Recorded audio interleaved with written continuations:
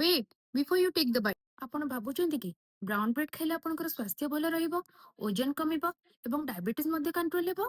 ତାହେଲେ ଆଜି ମୁଁ ଯାହା କହିବି ସେଥିରେ ଆପଣ ଆଶ୍ଚର୍ଯ୍ୟ ହେବେ। ନମସ୍କାର, ମୁଁ ଶ୍ଵେତା, ମୁଁ ଜଣେ ନ୍ୟୁଟ୍ରିସନ କନସଲଟାଣ୍ଟ ଏବଂ ଆଜି ଆମେ କଥା ହେବା ବ୍ରାଉନ୍ ବ୍ରେଡ୍ ସ୍କାମ୍ ବିଷୟରେ। ଆପଣ ଜାଣିଛନ୍ତି କି ବଜାରରେ ମିଳୁଥିବା ଅଧିକାଂଶ ବ୍ରାଉନ୍ ବ୍ରେଡ୍ ହୋଲ୍ ହ୍ୱିଟ୍‌ରେ ପ୍ରସ୍ତୁତ ନୁହେଁ? ହଁ ଆଜ୍ଞା, ଠିକ୍ ଶୁଣିଲେ। ହ୍ୱାଇଟ୍ ବ୍ରେଡ୍‌କୁ କ୍ୟାରାମେଲ୍ କଲର୍ ଏବଂ ବ୍ରାଉନ୍ କଲର୍ ଦେଇ ଆକୁ ବ୍ରାଉନ୍ ବ୍ରେଡ୍ କହିକି ମାର୍କେଟରେ ବିକ୍ରି କରାଯାଉଛି। ପ୍ରଶ୍ନ ହେଉଛି ଆପଣ ଯେତେବେଳେ ବ୍ରେଡ୍ କିଣୁଛନ୍ତି କେବେ ଲେବେଲ୍ ଚେକ୍ କରିଛନ୍ତି? ସେଥିରେ 100% ହୋଲ୍ ହ୍ୱିଟ୍ ଲେଖା ହୋଇଛି କି? ଯଦି ସେଥିରେ ରିଫାଇଣ୍ଡ ଫ୍ଲୋର୍ କିମ୍ବା ମଇଦା ଲେଖା ହୋଇଛି ତେବେ ସେଟାକୁ କିଣନ୍ତୁ ନାହିଁ। ଆକ୍ଚୁଆଲ ବ୍ରାଉନ୍ ବ୍ରେଡ୍‌ରେ 100% ହୋଲ୍ ହ୍ୱିଟ୍ ଲେଖା ହୋଇଥାଏ ଏବଂ ସେଥିରେ କେତେ ଫାଇବର ଅଛି ସେଟା ମେନସନ୍ କରାଯାଇଥାଏ।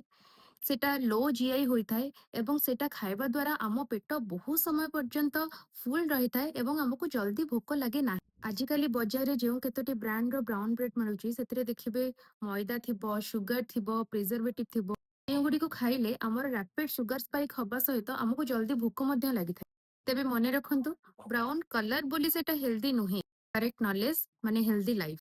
ଏହି ଛୋଟ ଛୋଟ ସଚେତନତା ଆପଣଙ୍କ ସ୍ୱାସ୍ଥ୍ୟରେ ବଡ଼ ପରିବର୍ତ୍ତନ ଆଣିପାରେ। ଆଜିର ଭିଡିଓ ଆପଣଙ୍କୁ ଉପକାରୀ ଲାଗିଲେ ଲାଇକ୍ କରନ୍ତୁ, ସେୟାର କରନ୍ତୁ ଏବଂ ମୋ ଚ୍ୟାନେଲକୁ ସବସ୍କ୍ରାଇବ୍ କରନ୍ତୁ। କେଉଁମାନେ ସକାଳ ବ୍ରେକଫାଷ୍ଟରେ ବ୍ରାଉନ୍ ବ୍ରେଡ୍ ଡେଲି ଖାଉଛନ୍ତି ଏବଂ ତାଙ୍କର ପିଲାମାନଙ୍କୁ ମଧ୍ୟ ଟିଫିନରେ ବ୍ରାଉନ୍ ବ୍ରେଡ୍ ଦଉଛନ୍ତି, କମେଣ୍ଟ ସେକ୍ସନରେ ଜଣାନ୍ତୁ। ଆଉ ତା ପରିବର୍ତ୍ତେ କ'ଣ ଖାଇପାରିବେ ମୋତେ ପଚାରନ୍ତୁ।